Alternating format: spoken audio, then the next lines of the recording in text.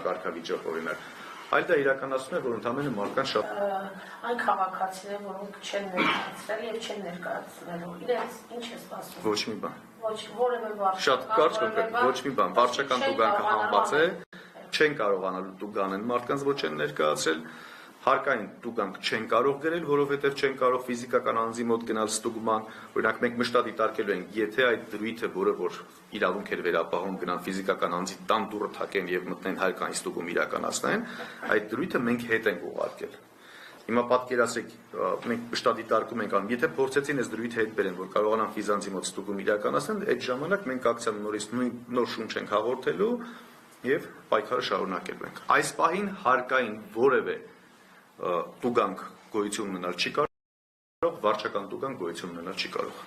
Եվ դուք տեղյակ եք, այդ 130,000 ովքեր հայտարարան գրել են, որ կառույցներից են։ Տարբեր, ուրեմն պետական աշխատողներ։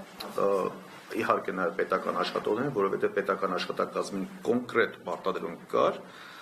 պարտադրում էին, որ ներկայացնեն, հիմա շարունակելու են պարտադրել իհարկե, բայց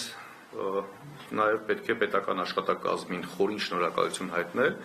որ իրենք չեն տրվել իրենց այսպես վերադասների հրահանգներին, որում ապօրինի հրահանգներին եւ չեն ներկայացրել։ Պետական աշխատողներն են, կան մարդիկ, ովքեր որ սոցիալական կրեդիտ ստանալու պատճառաբանությամբ են ներկայացել 100,000-ական դրամների, որովհետեւ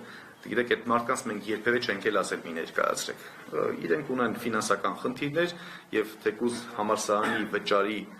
ուսման վարձի դիմաց 100,000-ի փոխհատուցումը բավականին լուրջ սոցիալական խնդիր է լուծում, այս մարդիկ ներկայացրել են։ Հաջորդ խումբը